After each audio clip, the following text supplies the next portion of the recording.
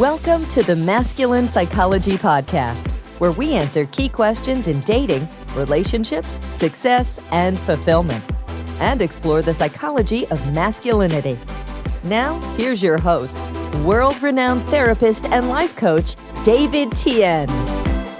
I'm David Tian, and for over the past 15 years, I've been helping hundreds of thousands of people in over 87 countries attain success, happiness, and fulfillment in life and love. And welcome to another episode of the Masculine Psychology Podcast. This episode is all about how to attract the right partner for you, how to attract the right women for you. And in the past 2 episodes, we've been building up to this idea. 2 episodes ago, we started out with looking at how we needed to begin with the end in mind, because if you end up optimizing for the early stages of casual dating success, you often will end up sabotaging your long-term relationship success. And we examined how common the just settle down myth is, with the idea being most people just date as many people as they can and then hope to pick one of them to be in a relationship with, and how that often leads into the trap, the just settle down trap of optimizing for that first inning or that first at bat, and then messing up the rest of the game or the season or your career because you started off on the wrong footing because you were optimizing for the wrong metrics, because you didn't begin with the end in mind. So that was 2 episodes ago. And in the last episode, we examined how to tell whether this person is the one. And the reason why that's so important is because the main reason people end up approaching dating with the just settle down approach of date as many people as you can and then pick one of them to be in a relationship with. The reason they pick that is because they don't know what they want yet. They don't know what they're looking for. They don't know how to sift or select for it. So they end up just dating as many as they can and hoping that one of them will just stand out at them. And when they step back and are finally in that place of I'm ready to settle down, they'll just pick the one that they happen to be dating with or the one that they like the most at that time. And that's an awful strategy, like I covered 2 episodes ago. And the way out of it is to realize that if you know what to look for from the very beginning, you can start to select right before you get into a dating relationship with any of these people. You can select much earlier. That way you can avoid optimizing for the wrong stage, which is the casual dating phase of things, which is like the first inning or the first at bat. And you can start with the end in mind. So if you know what to look for, then it will solve all of those problems, because you can just start to attract those people and not waste your time and get sucked into optimizing for just success at that first stage. So in the last episode, I covered the necessary qualities for a successful relationship partner. And I went over the broader categories of the growth mindset, and the second category of compassion, empathy, and kindness, and the third being having a clear sense of moral values or following her conscience and living life as much as you can of integrity. And then asking the question, how true of these are they for you? How true are these for you? Because if they're true for you, then you will naturally attract into your life people who are like that. And if they're not true for you, insofar as they're not true for you, you'll attract people who are not those things. So if you find that in your life, it's really hard to find people who are moral, who follow their conscience, people of integrity, who also are compassionate, have empathy and kindness, and are also open to growing and open to correcting their own faults and are able to be responsible and independent and so forth, and physically attractive and have chemistry with you. If you can't find people like this, or if you think they just do not exist, then very likely the issue is with you, and you should have a long, hard look in that mirror. Now, that might seem harsh to some people. I think it's just a wake-up call, and I think it's true for all of us. If we're not attracting the type of people that we want in our lives, then the first place to begin working on that is at home base with yourself, because like attracts like naturally.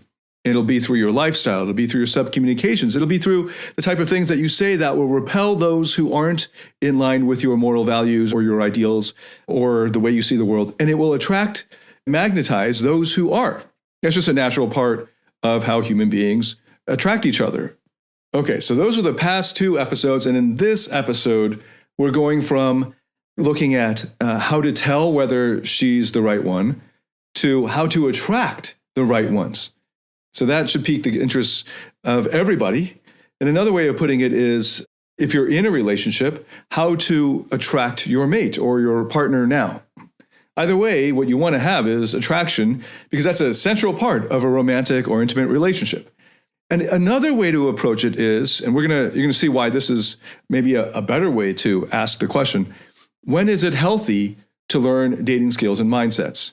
So we started off a couple episodes ago looking at why dating skills and mindsets, as they're normally taught, are toxic or unhelpful or ineffective. And in fact, it wasn't just 2 episodes ago. That's been a running theme through this whole podcast so far, that dating tips generally don't work. The ones that you find online don't work. And the few that might be effective, actually, if you don't approach it in the right way, it could become toxic and it can make things worse. So they can either ineffective or they make things worse.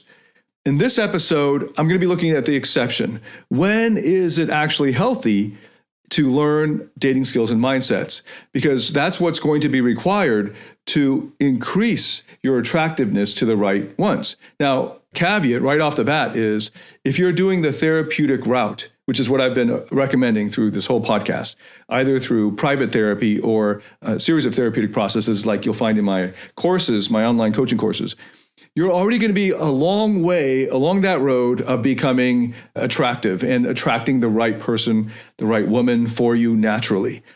So if you're just doing the therapeutic route, just that in and of itself will take you like 80% of the way to being your most attractive self or most attractive version of you, sexually attractive version of you.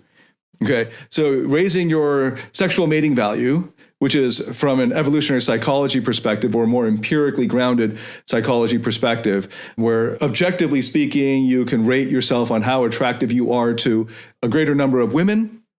You can raise that to give yourself a better chance of being sexually attractive to the woman that would be right for you.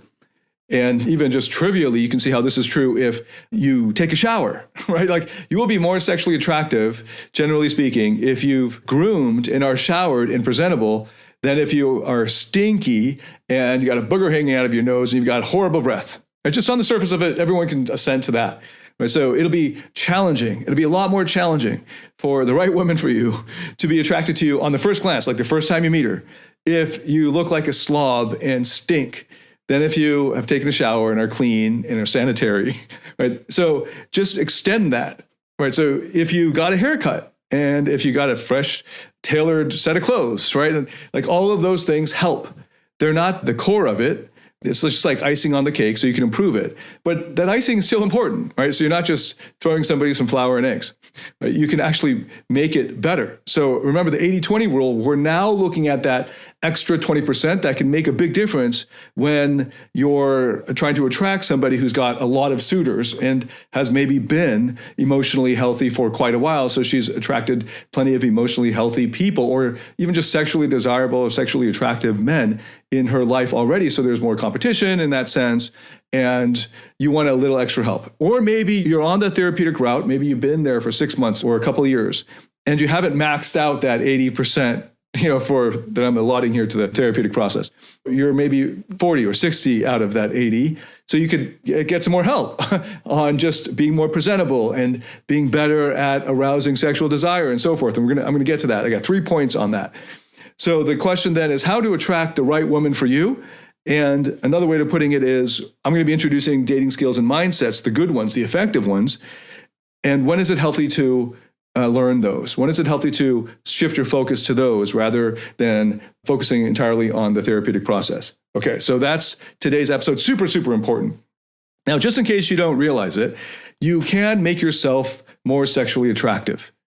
Okay, so just in case this is maybe the first episode of the podcast you've listened to, and it's a totally new idea for you, you can actually improve your attractiveness to people. You can actually improve how charismatic or charming you are to other people. In fact, this is something that the business world knows well, where they send people for soft skills training. Okay, so you can actually improve it. You might not be able to improve it a ton or to make up for the decades of your life where you were socially awkward, but you can still improve it, right? So you're maybe not going to be the best in the company at this, your soft skills, but you can definitely raise them. you can definitely improve them, get better at them. Okay, so the same applies for dating skills and mindsets. I'm not going to claim, as some of these overblown claims that you might find on the internet are, that any man can become the most charming and suave men in the world. Okay, so those are overblown claims. But every man can improve. And if he applies himself with effort and time, can improve a great deal and will surprise himself and will exceed beyond his reasonable expectations. Okay, so this I'm very confident of, and I've done this as a big focus of my work for over 15 years, and in myself, of course, and all of my clients and students and members around the world. Okay, so some of these dating skills and mindsets include conversation skills. And of course, there are conversation skills. This is very well known, and this is not controversial. There's a great book by Dale Carnegie called How to Win Friends and Influence People. There's an entire institute, the Carnegie Institute, that specializes in this type of training. And at Stanford University, there's an institute there for teaching social skills training as well. This is pretty well established that you can help people make friends and influence people better. There's also just like a big part of sales training, or training people to be good salespeople, is being likable and gaining rapport and all that. And these work. And that's conversation. That's very basic. This is true whether it's sexual attraction or just liking, whether people like you or not. Humor is another big one. Humor plays a big role in sexual attraction. At key parts of the interactions and relationship, you got to keep it light and fun, because otherwise it just feels heavy and like a chore.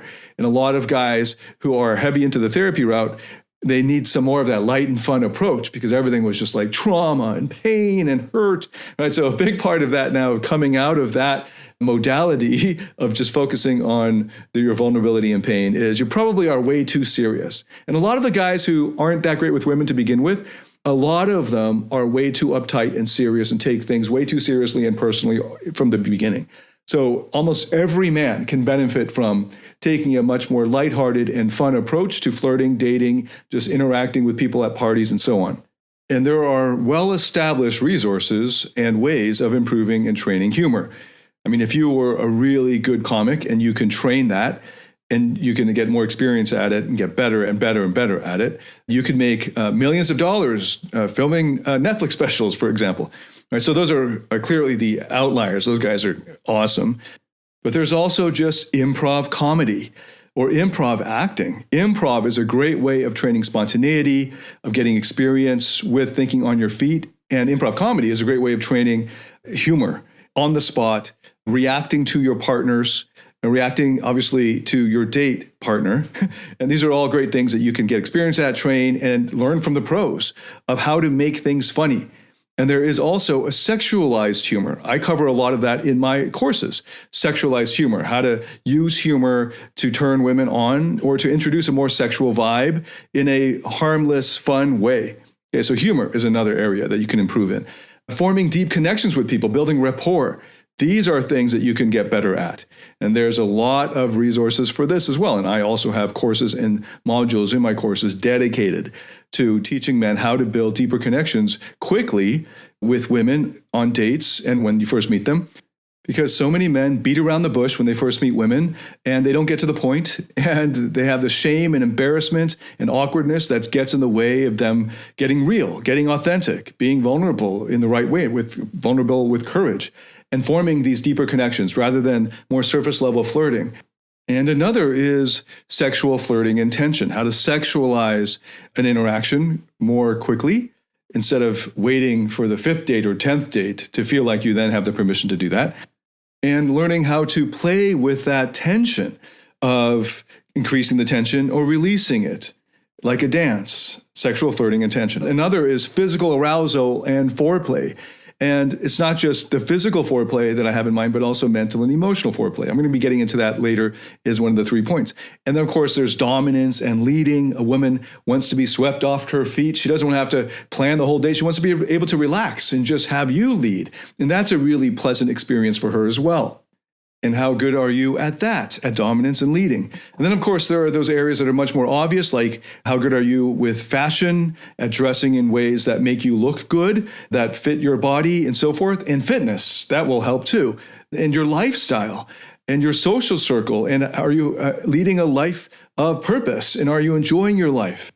Is your life already complete and with purpose without a woman in it, so that she'll feel like she wants to join your adventure rather than you making her the meaning and purpose of your life, so that she wants to come alongside you for the ride of your awesome life? These are all factors that play into how attractive you are. None of them are necessary. Like, you don't have to score 10 out of 10 on all of them or even any one of them. But the more of them that you are good at and have the right mindsets for, the more attractive you will be, the more sexually attractive you will be. And remember, 2 episodes ago, I was saying, don't optimize for casual dating success. So if you spend all of your time at this phase and without thinking about what moral values you align with or ideals that you stand for or what's really important in the type of woman you're looking for, then what happens is all of these different categories: conversation, humor, connection, sexual flirting, intention, physical arousal and foreplay, dominance and leading, lifestyle, fashion, and fitness, you'll end up optimizing for the general woman, or like women in general. And that's not good for finding a particular woman. So when you have a better idea, a good idea of what type of woman you're looking for in terms of what we covered in the last episode, and I suggested those necessary qualities of somebody who's moral and compassionate and has a growth mindset, then you can cater your conversation, humor, connection, etc., to attracting somebody who is like-minded in that way, or who has similar values in that way, or ideals. Right? Then it's a lot more targeted, right? Now, again, when is it healthy to learn and improve in these areas? When is it healthy to focus on these techniques, strategies, and mindsets when it comes to dating? When is it important, or when does it become crucial to be adding the icing to the cake? Well, obviously, when you have a cake, you don't want to be adding icing onto something if you don't have anything to add it to, right? So that's the therapeutic route. That's the therapeutic approach. Doing the therapy and the therapeutic processes are the cake itself, and then the icing and all the good stuff on top of that, the extra 20% that makes that difference there to get you to the finish line, so to speak, are these other dating skills and mindsets. But once you're well on your way to building out your cake, staying with that analogy, then you can start shifting your focus. You don't switch it all the way over to just learning and practicing conversation, connection, etc. But you can start to shift your time and effort and energy and focus onto those. You start to just going from, maybe just 20% of your time on the dating skills and mindsets to 30 to 40 to 50 to 60, etc. over time. You start to have that gradual shift over. Okay, and as I mentioned, I had 3 points. This is a long building of the context for these 3 points.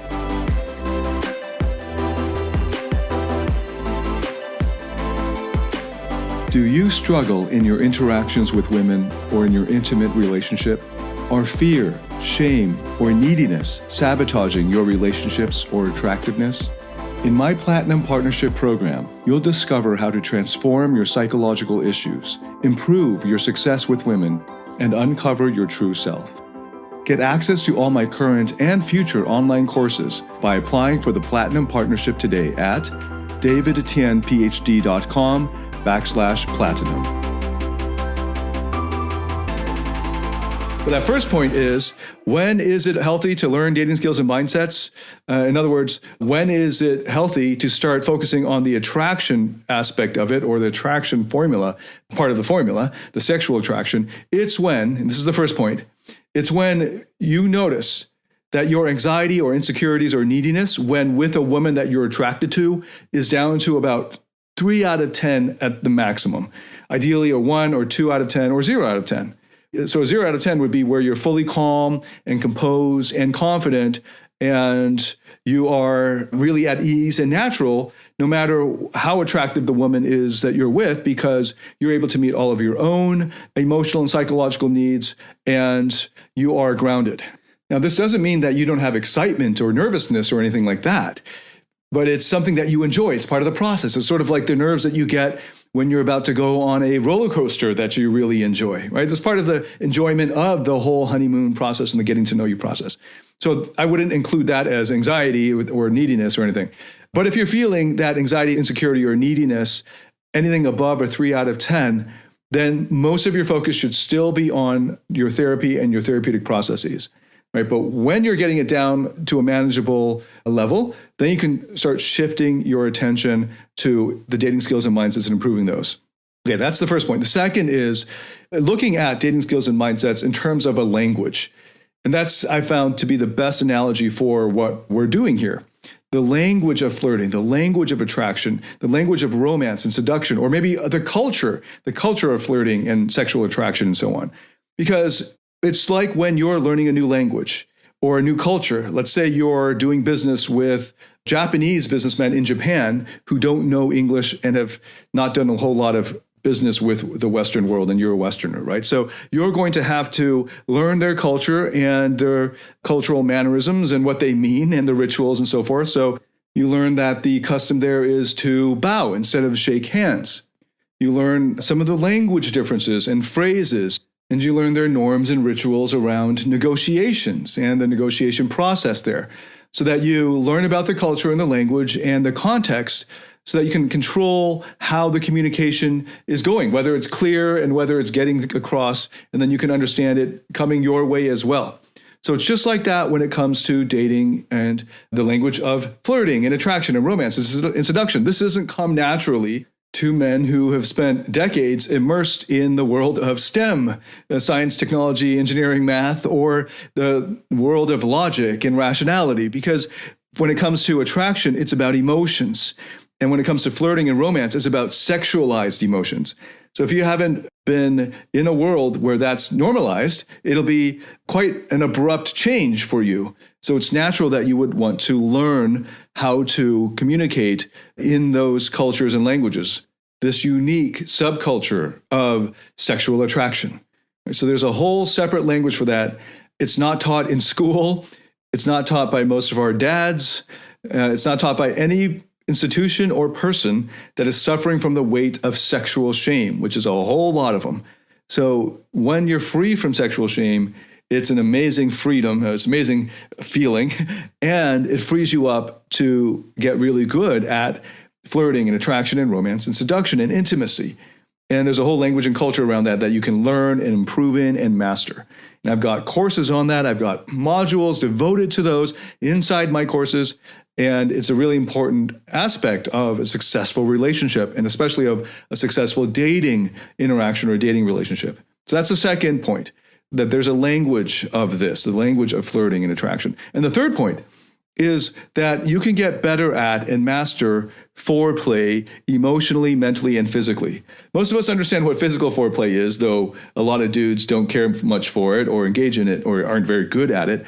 But then there's emotional and mental foreplay, building that tension sexually that a lot of guys can't even stand any tension whatsoever, let alone sexual tension. They don't even know what that, many men don't even know what that means. What's sexual tension? I've never felt it. And if I do, it feels icky because I have sexual shame. So I release the tension. I just want it to be straightforward, say these men with toxic shame. I want her to say what she thinks so that we are clear about our mutual attraction and there's no uncertainty whatsoever. And when we go out on a date, there's complete 100% certainty and security. And it's boring as, this is the most boring thing for a woman. This is anti-seductive. There's no room for romance and there's no room for spontaneity and passion when a lot of these guys who are uptight and under the weight of sexual and toxic shame are demanding that the women play out their relationship in this way. And there's absolutely no foreplay emotionally and mentally. There's none of that sexual attention because the men can't even handle that. Right? This is why it's so important for the first 80% of the way that you're focusing on the therapeutic process and the private therapy, your personal therapy work that you're doing. The therapeutic process, it lays the groundwork for that light and fun dynamic that is so important to learn later on to free up your dating experiences and to make you more sexually attractive to more women. Okay, so you might be able to, and I'm going to get to this in the next point, you might be able to attract a woman who kind of just connects with you on a friendship level, maybe even in a way has this emotional connection with you out of pity, but that's not sexual attraction. Okay, so if you want to create sexual attraction and be able to ignite it whenever you want, to be able to spark that attraction at will, because it's within your control, because these are skills that you know, then you're going to have to learn it. And it's just like self-defense, martial arts, BJJ. I bring that back. I love these BJJ analogies. That a lot of people who've never heard of BJJ before find it very difficult to imagine that a smaller opponent can put certain moves on a physically much bigger opponent and do these moves that seem like magic in a way to someone who has no idea what's happening. But you can actually get better at BJJ. In fact, there's many, many levels of it. And there are many layers of complexity to it. And it's the same when it comes to the culture and language of flirting.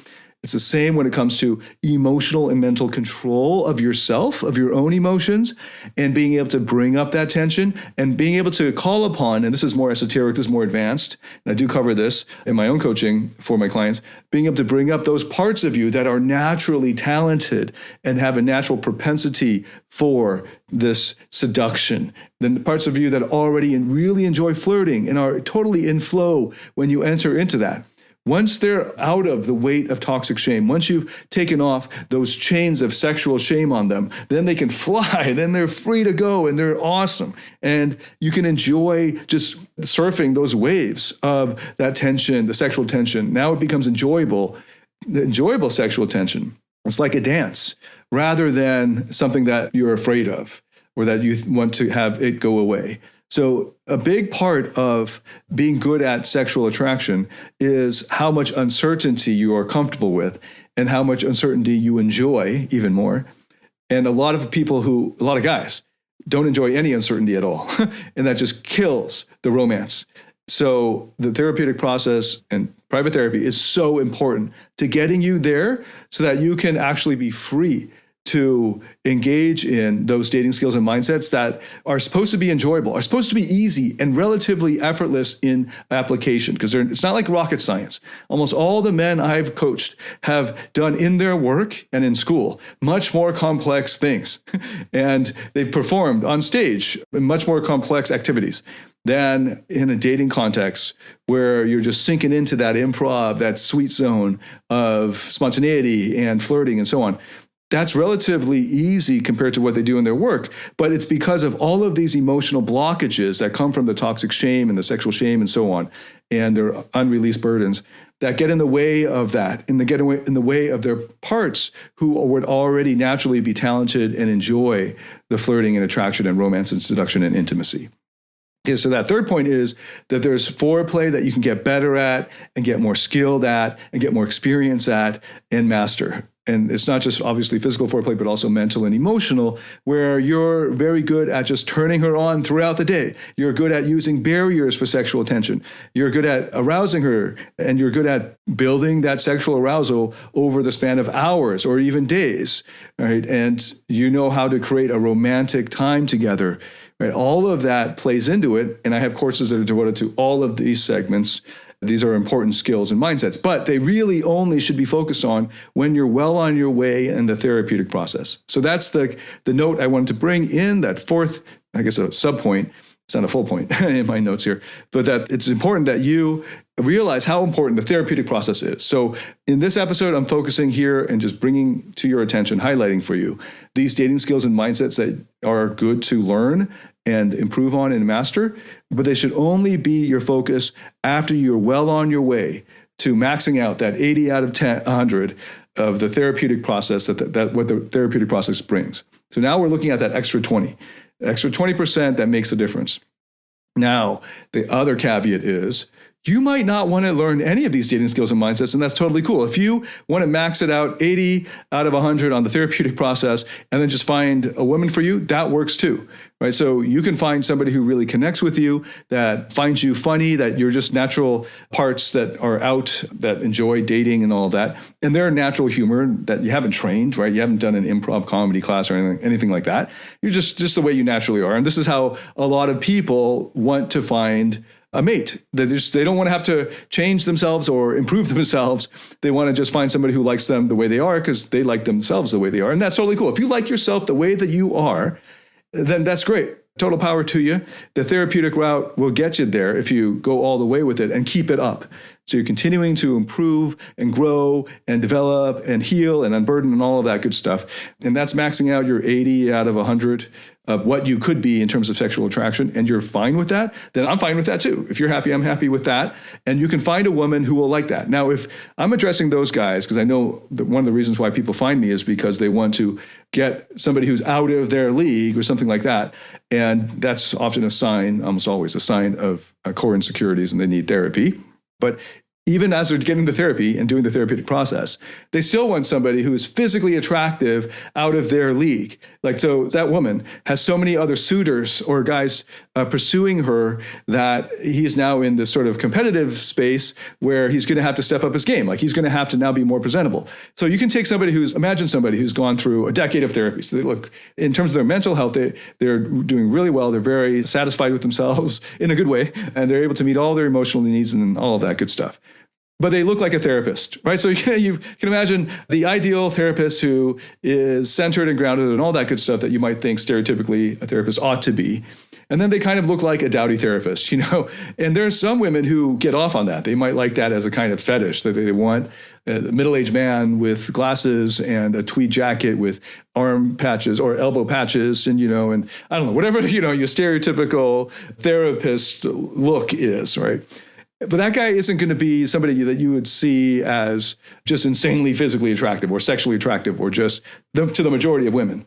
Just as you might think of a woman therapist. Now, I think a lot of guys don't have a picture of a woman therapist. So maybe think of your librarian. Okay, that's like the closest common view for all men. You've all seen a librarian. You kind of have an idea of what a librarian looks like. So think of librarian. And then think of sexy librarian. Okay, that's very different, right? From the normal librarian that you would see, like generally a middle-aged woman who's very kind and maybe mean. And then you have a kind of bookish, right? She's bookish. She likes books. And there's a bookish look. And then you have somebody who's a sexy librarian, which is sort of a fetish thing. The picture that you have in your mind is already different. Now, which one would be easier to attract you? Which one would be easier to get a date with you? The middle-aged librarian who's bookish or the sexy librarian? Obviously, the sexy librarian. I've kind of set it up because it's already in your mind. You pick the sexy librarian. Now, it's the same thing. If you want to go from the mentally healthy guy who's done a lot of therapeutic work, and you want to find a woman who just is happy with that, and maybe that's her thing. There are women out there who are like that. And if your demands aren't to find like a woman who is pursued by lots of men, and you just want to find a woman for you, then the therapeutic process can get you there. You don't need to top it up. Let's say top it up. That's a good phrase. You don't need to top it up with any other dating skills and mindsets. You can just be you. If, however, you're looking to take it to that next level, because it's possible and you can have a makeover and it can make a huge difference. You can learn how to be funnier and be better at getting rapport and forming sexual connections and building sexual tension and so on. You can get better at all of these things, just as you can get a six-pack and it will make you more physically attractive than if you were obese, right? All of those are just true, but you don't have to have those. They're just icing on the cake. You're topping it up.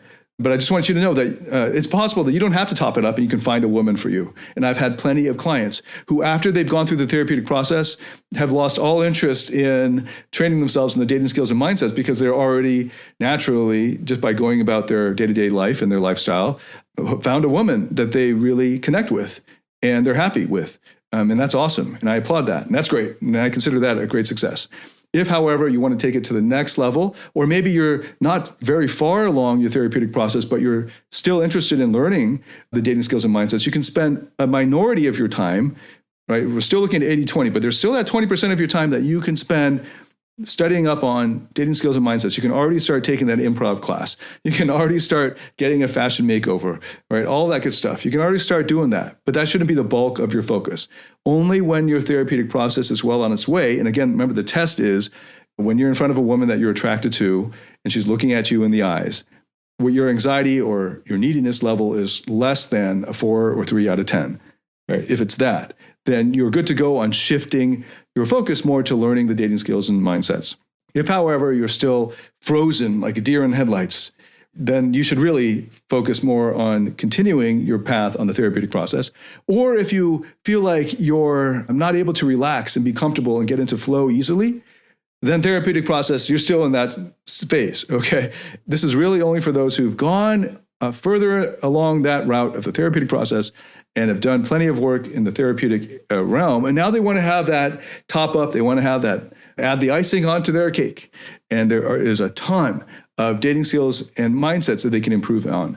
And I have plenty of courses that help to do that. So just to review, the first point is, when is it healthy to shift your focus more to learning the dating skills and mindsets? It's when your anxiety, insecurities, or neediness is down to below 3 out of 10.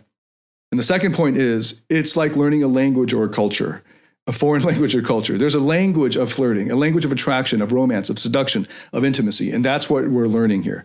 And then the third point is there is a kind of emotional and mental control of the foreplay tension. And that's a really important part of sexual attraction. Okay. And then the caveat of you may not need to learn any of these if you're happy with just doing the therapeutic process and getting to about 80% of how attractive you could possibly be. And then you're happy with that and attracting the right woman for you, given that presentation of yourself. And if you're happy with that, that's awesome. But this is really for those who want to go the extra mile there, that extra 20%. Okay, so a quick illustration of this is a client of mine named Howard. And when Howard came to us, he was really unpresentable. Like physically, in terms of his physical attractiveness, he really needed a major makeover. The hair, everything. And then his lifestyle was crap. He was in his 30s and working for a startup. He was living in a tiny dorm room with a bathroom down the hall in his 30s. And this was a startup that actually, it's not really a startup. It wasn't in the startup phase. There were quite a few employees. So it wasn't like they were gunning for some exit in the near future. This was his job. And it was going to be his job for quite a while. And he didn't have the lifestyle. He didn't have the fashion. He was really out of shape and he was really short. And he had lots of things going against him in terms of the physical attractiveness. On top of that, he had tons of social anxiety and all kinds of trauma and burdens from his childhood. Now, the normal dating coach, and he had gone to see, I think he paid for like 3 boot camps for 3 different coaching companies before he found us. And they put him through the ringer, these boot camps, they take him out, they do approaches and all kinds of stuff. And he hated all of it. He just felt worse and worse after each one. But he couldn't think of anything else. He didn't know about us until then. And then when he came to us, we stopped, we didn't even do that 20% of dating skills and mindsets. We didn't even bother doing a makeover. Because in that case, the makeover would have been so drastic that he would have looked in the mirror and just frozen because he would have been like, this isn't me. And he just would have been shocked and we would have had backlash psychologically. So we went all the way into the therapeutic route. So we spent 3 or 4 months in intensive therapy for him. And then we started to, at that point, when he was feeling a lot more light and fun because of all of the unburdening that he had been doing, he started to get a makeover. So we got him some new clothes and a haircut. And I think about a week or 2 of that, maybe it's about 4 sessions of that. So it's about a couple of hours each session. And then he started, when he came to meet us, he brought a girl he was dating and she was a fashion model. Right? And then next thing I know, he's dating all these models and he's in all of these VIP club photos. And I was like, whoa, what happened to you, Howard? Suddenly your lifestyle completely changed. He quit that job, found a job with much better hours and better pay and a lot more freedom for him and time freedom, location freedom, and all that good stuff. And he was just living this life of his dreams already.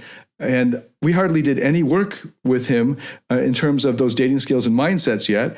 We had literally just given him a makeover and covered some connection and humor material.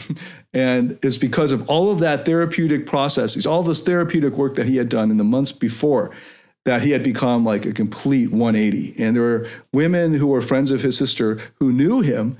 And then they met him after and they couldn't believe it. And we were meeting him with some of these women and they were telling us that they just couldn't believe it. And that the work we were doing was incredible. And we told them to keep it hush hush because Howard was still making tons of progress and it was just skyrocketing. And that was just the beginning. And then we've been working with Howard and keeping in touch with him for years now. And his life has completely changed. And it's been amazing because not only did he do all of that therapeutic work, but he then trained the dating skills and mindsets that really had his dating results take off. So I just want to tell you, even Howard, who was a virgin in his 30s and was less than 5 feet tall, he just was completely unpresentable. And just with the therapeutic work and then a little bit, like a sprinkling of dating skills and mindsets, he was already getting these incredible dating results where when you look at him with the girl he's going on a date with, you would think that he must have been paying her or something, because there's no way she would willingly go out on a date with this guy. The more we did the makeovers and the more fitness work he was doing, over the months after that, the more he caught up to them in terms of his presentation. But just because of all of that therapeutic work, the lightness of his personality was infectious. Like, even just hanging out with him 3 months after we started working with him, he was making me and my team just like smile and laugh all the time. And it was such a huge change. And then, of course, adding these dating skills and mindsets just supercharged the whole thing. And if he can do it, even when I'm looking at a hard case and I just remember Howard, if he can do it, y'all can do it. I've seen this over and over. I've been doing this for over 15 years. This process works. You just got to trust it and work the program. So in all of these areas, both the therapeutic process and the dating skills and mindsets, including conversation, humor, forming deep connections, sexual flirting, building sexual tension, physical arousal and foreplay, dominance and leading on the date and in groups, your lifestyle and optimizing your lifestyle so it's one full of purpose and passion and fun, and even your fashion and style. In my catalog of courses, we have courses and modules devoted to all of these, and we have multiple modules and courses that are at varying levels of complexity, advanced, intermediate, and beginner. We cover all of these. And you can get access to all of them through the All Access, Unlimited Access Platinum Partnership. Okay, so if that's something you're interested in, check it out. If you enjoyed this podcast episode, please share it with your friends or anyone that you think would benefit from it, and leave us a rating or a review on Apple Podcasts. We always appreciate that. And I'd love to hear your feedback, and I love it when you share. Thanks so much for listening, and thank you for your support and encouragement. And I'll see you in the next episode. David Tian, signing out.